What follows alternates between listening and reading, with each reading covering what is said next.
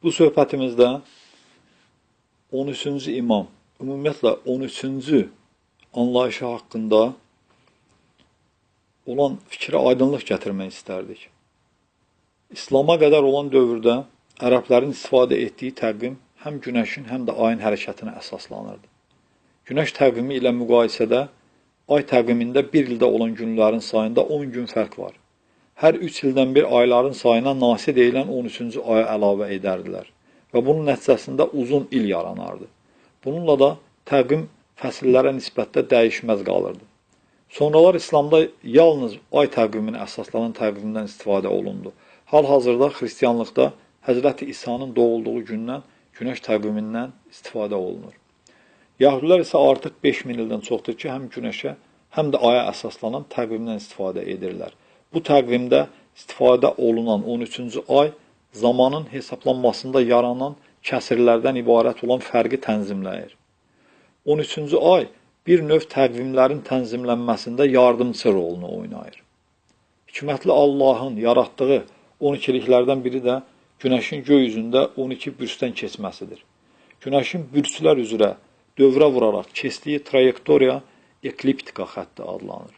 12 aya uyğun olan zodiak bürslərinin hər biri ekliptika xəttində 30 dərəcəlik bucaqda yerləşir.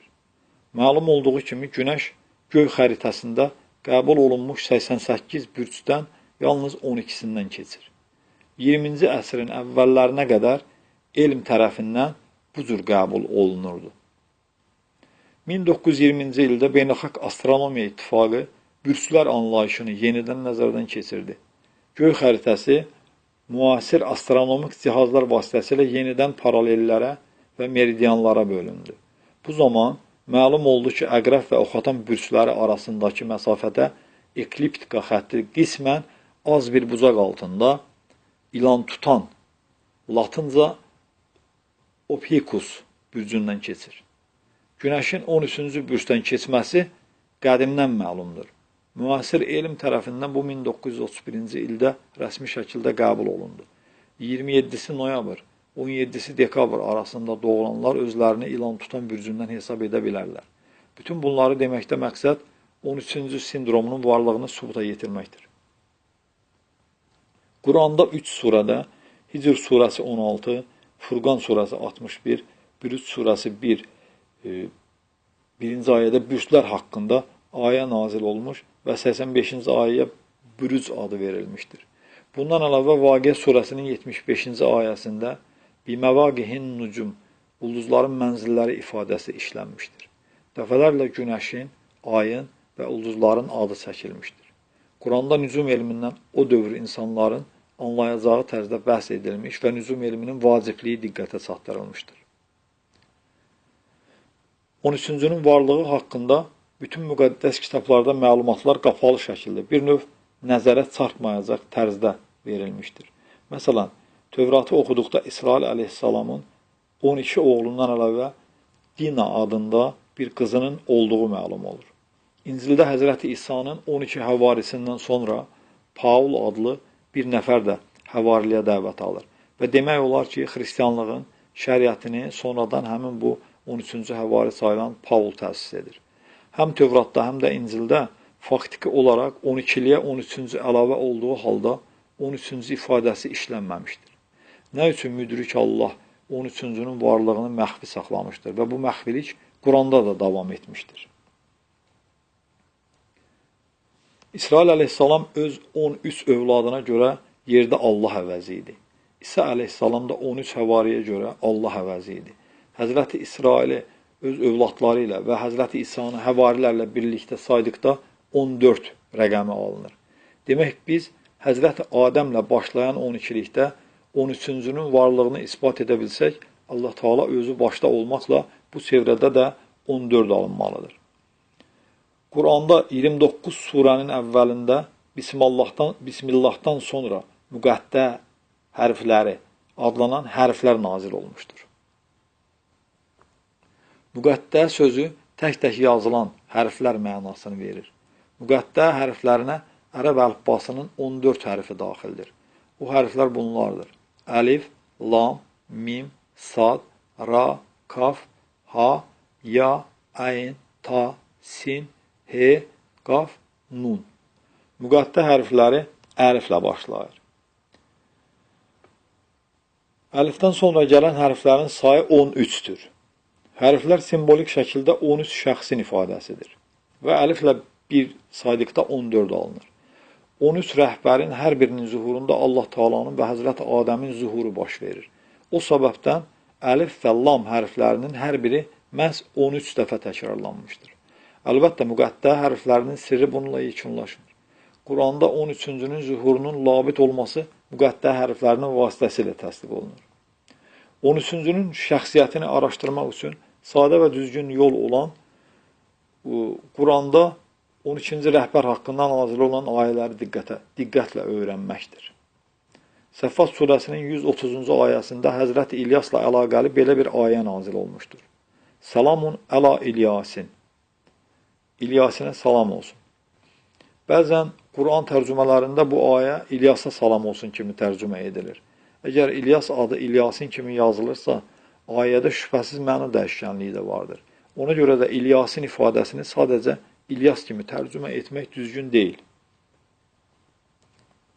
İlyasin ifadəsində ilk mənada İlyas əleyhissalam nəzərdə tutulur. Lakin ifadədə Yasin sözü də var. Bu ifadə iki sözün birləşməsindən ibarətdir. İkinci söz olan Yasin sözü 36-cı surənin adı ilə eynilik təşkil edir. Bu Yasin surəsi ilə İlyasin ifadəsinin arasında bir əlaqənin olduğu barədə bizə eyham verir. Yasin surəsində şəhər əhlini hidayətə dəvət edən 3 elçidən bəhs edilir. Onlardan ikisi əvvəlcə gəlir, lakin şəhər əhli onlara iman etmir və ayədə biz də üçüncüsü ilə qüvvətləndirdik deyilir. Yasin surəsində Antakiya cəmaatının xaspərəstliyə dəvət edilməsindən bəhs olunur. Ancaq surədə batini məna ilə 13-cünün zühurundan əvvəl daha 2 hidayət edən şəxsin gəlişindən bəhs edilir. 13-cü onların üçüncüsüdür. Yasin surəsində də bu hadisənin nəqli məhz Yasin surəsinin 13-cü ayəsindən başlayır.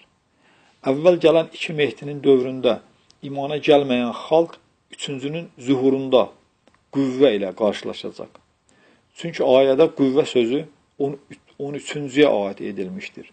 Bu 3 hidayət edicidən birincisi böyük 12-liyə daxil olmasa da, onun zühuru çox böyük əhəmiyyət kəsb edir. Yəni, birinci imam, bu 3 nəfərdən birincisi böyük çevrəyə daxil olmadığından,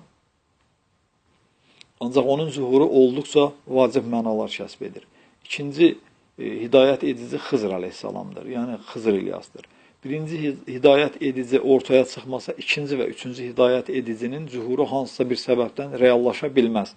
Yəni, birinci imamdan bu iki şəxs, sonra gələn 2 şəxsin bu qədər vacib bir asıllığı var. Bundan əvvəl qeyd etmişdik ki, üçüncü şəxs həm də 13-cüdür. O, Xızırın yardımcısı və davamçısı olacaq. Mehdiliyin bütün uğurları və qələbələri 3-cü şəxsin zuhuru dövründə baş verəcək. Yəni, 13-cünün zuhuru dövründə baş verəcək.